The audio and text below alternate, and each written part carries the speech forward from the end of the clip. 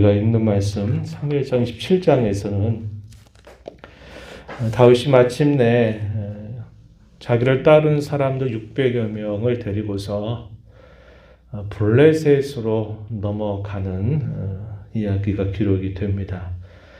옛적에 한번 그런 일이 있었습니다. 사울에게 쫓김을 당하다가 안 되겠다 싶어서 자기 혼자서 이 블레셋을 찾아간 적이 있습니다. 그때는 방랑 생활한 지 그렇게 오래되지 않았던 때일 겁니다. 홀로 단신으로 찾아가게 돼서 보호를 요청하지만 블레셋 그 방백들은 다윗을 대단히 두려워합니다. 그 사람이 어떤 사람입니까? 그 사람은 우리의 장수 다윗 골리앗을 쳐서 죽인 사람이고 우리에겐 원수 같은 사람이 아닙니까? 우리가 어떻게 그 다윗을 받아들일 수가 있겠습니까? 이렇게 방백들이 요구를 하게 되니까 당시 블레셋 왕 아기스도 다윗을 받아들이지 못합니다. 그때 다윗이 어떤 행동을 했나요? 미치광이 짓을 했던 겁니다. 그렇지 않고는 안 됐단 말이죠. 그래서 거기 잠깐 머물려고 하다가 결국 쫓겨나게 돼서 도피 생활을 계속 하게 되는 계기가 있었습니다. 이 내용이 사무엘상 21장에 보게 되면은 그 내용이 소개가 됩니다. 그런데 사울왕과 끊임없이 이렇게 대치하게 되고 쫓기는 삶을 살다 보니까 다윗이 자기 혼자만이 아니고 자기를 따른 사람 600여 명을 책임져야만 되는 자리에 있다 보니까 그가 이스라엘 땅 어느 곳으로 다 요새를 찾으면서 다녀도 다 어디 가든지 사울에게 또 발각이 되고 사울이 다시는 내가 너를 쫓지 않겠다. 내가 너에게 악을 행하지만 너는 선으로 나를 대하니 내가 다시는 그렇게 하지 않겠다라고 말해도 또 그 상황이 지나가 버리게 되면 또다시 사울은 군사를 대동해서 다윗을 죽이려고 쫓아오게 되는 것이죠. 다윗은 자기 민족들과 싸울 수도 없었어요.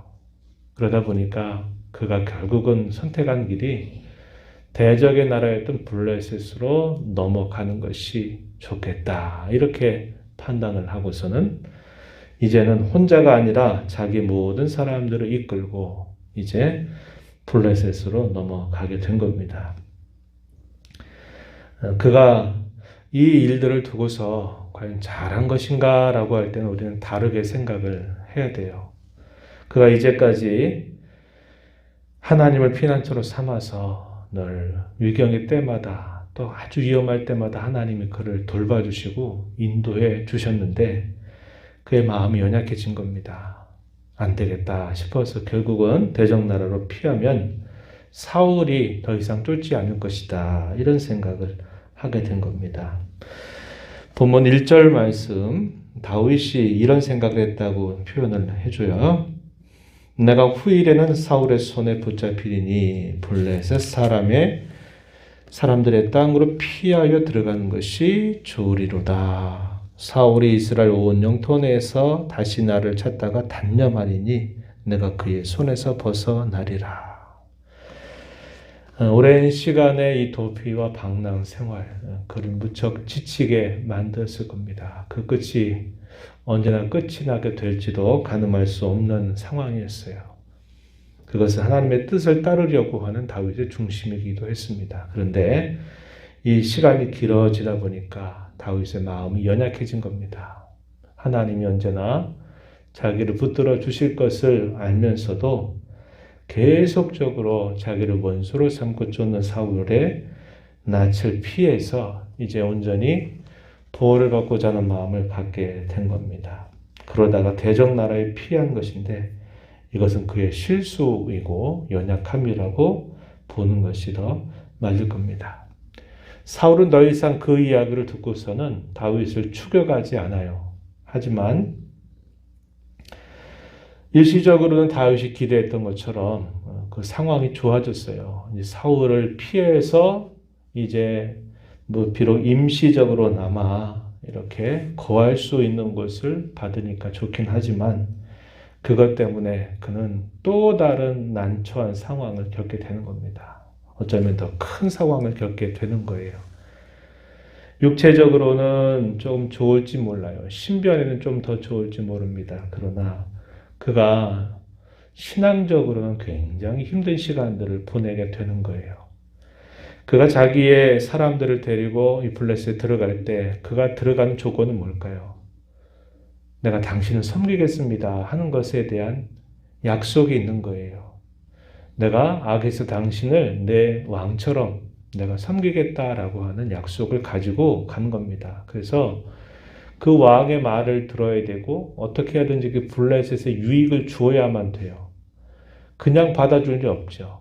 그래서 그렇게 한 겁니다. 그리고 당시 블레셋 나라에서는 다윗이 계속적으로 사울왕의 미움을 받아서 쫓긴다고 하는 소식이 알려졌을 거예요. 그러니까 다윗이 이제 더 이상 사울을 왕으로 섬기는 게 아니라 이제 우리를 섬기겠다고 한 것으로 받아들여 줄 만했던 겁니다. 그것으로 인해서 다윗의 마음은 편치 않았을 거예요. 왜냐? 대적 나라의 왕에 가서 그 왕을 위하는 행동을 해야만 되는 거죠. 그건 곧 결국 또 한편으로 보면 자기 민족을 배반하는 일이 될 수 있기 때문에 그게 참 괴로운 일이다 하는 겁니다. 오랜 시간 동안 잘 감당하고 잘 하나님의 뜻을 따랐는데 이 다윗의 생각은 현실적으로는 충분히 이해가 되지만 그러나 그가 이제까지 해왔던 신앙의 걸음에서는 대단히 연약해진 모습이다. 이렇게 보게 되는 겁니다. 다윗이 아기스에게 거할 곳을 요청합니다. 말로는 제가 어떻게 왕이 거하는 이 도시에 있겠습니까? 저의 사람들도 많고 하니 왕께서 우리에게 한 곳을 좀 정해 주십시오 라고 말해서 이 블레셋 남쪽에 있는 지역 시글락을 임시적인 거주지로 받게 됩니다. 그래서 거기에서 자신의 사람들을 데리고 있는 겁니다. 그리고서 여기에 거주한 지가 무려 1년 4개월이라고 하는 긴 시간을 여기서 보내게 돼요.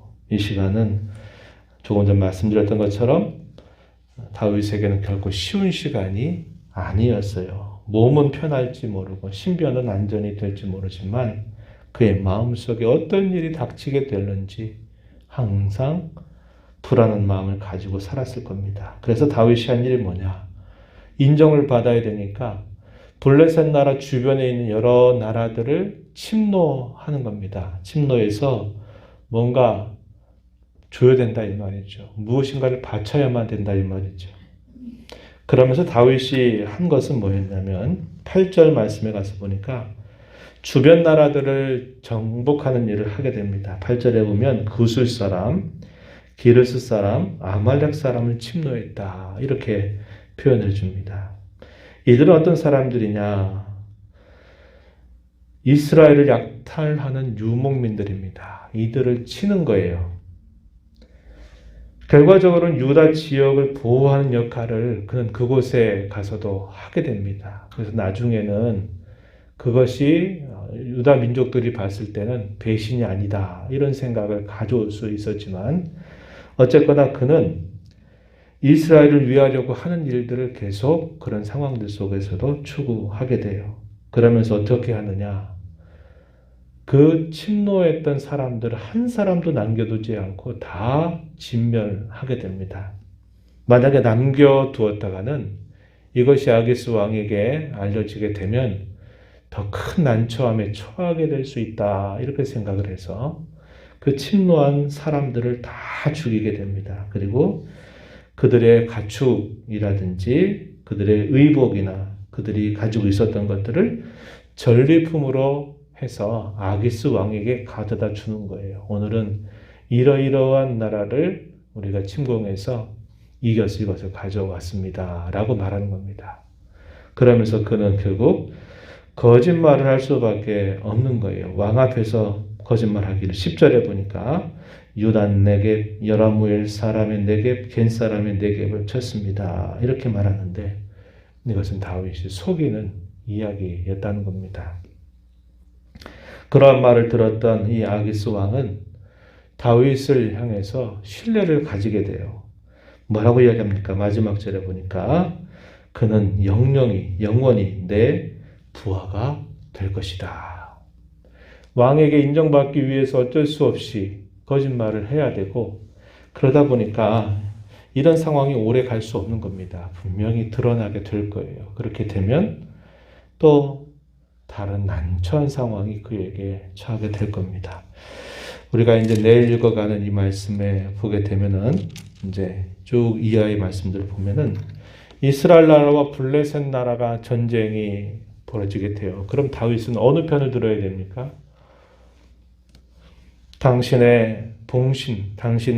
당시 봉신으로 섬기고자 블레셋 왕에게 찾아왔는데 블레셋 나라가 이스라엘 친다고 하니 다윗이 칠 수도 없고 안 칠 수도 없는 난감한 상황이 벌어지게 돼요. 이게 왜 그렇습니까? 짧은 것을 피하기 위해서 이렇게 찾아왔는데 더 큰 것, 더 힘든 것이 그를 기다리고 있는 격이 된 것이다. 이 말입니다. 오늘 저와 여러분이 이 말씀을 보면서 성도로서 가야 할 곳이 있고요. 있어야 할 곳이 있구나 하는 것을 다시 우리는 생각해 봐야 합니다. 결과적으로는 다윗이 이런 연약함과 실수에도 불구하고 하나님은 그분의 선하신 섭리를 따라서 그것이 그의 삶에 누가 되지 않도록 또 이스라엘 백성들에게는 결과적으로는 도움이 되도록 하나님이 그를 인도해 가셔요. 그러나 다윗이 그렇게 생각하고 결정한 일에 대해서 우린 무조건 결과가 좋으니까 잘했다라고 말할 수는 없다 이 말입니다. 그것은 다윗의 연약함이고 그의 실수였다고 보는 겁니다. 그래서 우리는 우리의 삶에 대하여 하나님이 언제나 우리를 그의 지혜로운 섭리로 우리의 삶을 이끌어 가신다는 것을 우리는 확신해요. 그러나 우리가 하루하루 살아가면서 우리가 선택해야 될 자리, 어떤 것이 더 하나님이 기뻐하실까?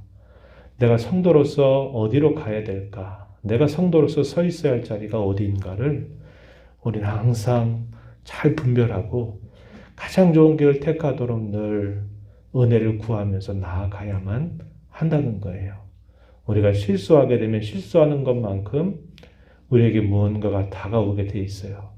그러나 우리가 선택할 수 있는 가장 최선의 길, 가장 하나님의 뜻에 부합한 것을 우리가 바라고 그 길을 따라가게 되면 더 좋은 것들이 우리를 기다리도록 하나님은 인도해 주신다고 하는 겁니다. 그래서 우회해서 돌아가는 길 말고 돌고 돌아서 가는 길 말고 가장 빠른 첩경, 지름길로 가는 그 길을 택하면서 우리가 하나님 앞에 살아가야 됨을 다시 한번 배우게 됩니다.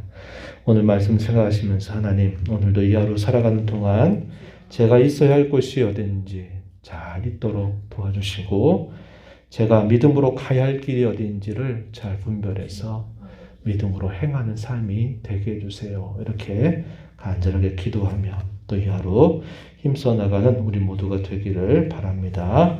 하나님 아버지 이 새벽 시간에도 저희들을 깨워주셔서 오늘도 생명 주시고 호흡 주신 하나님 또 새날 주신 하나님 오늘도 저에게 하시는 말씀을 듣고 시작하게 하신 것을 감사드립니다. 오랜 도피의 생활 속에 지쳐있는 다윗은 어떻게 할까 고민 중에 대적나라로 자신의 사람들을 데리고 넘어가서 내가 당신을 섬기겠습니다 하면서 그곳에 임시적인 거주지를 얻게 되었습니다. 하나님의 뜻을 좀 더 묻고 더 하나님 앞에 의지했더라면 좋았을 것을 그가 연약하고 또 실수했던 부분들임을 저희가 다시 한번 살펴봅니다. 그럼에도 불구하고 하나님은 그의 연약함을 감싸주시고 또 그를 붙들어 주신 하나님의 손길을 저희가 또한 생각해 봅니다. 하루하루를 살아가면서 신앙으로 빠르게 잘 가는 길이 있고 조금 돌아서 가는 길들이 있다 할 때에 하나님 저희들 있어야 할 자리 또 가야 할 자리가 어딘가를 잘 분별해서 성령 하나님의 인도 따라 살아가는 삶이 되도록 늘 저희들을 주장하여 주시옵소서. 은혜의 보좌 앞에 나와서 아버지 은혜를 간절하게 구하는 모든 종들의 간구를 주께서 들어주시고 가장 좋은 곳으로 함께해 주시기를 바라며 예수님 이름으로 기도하옵나이다. 아멘.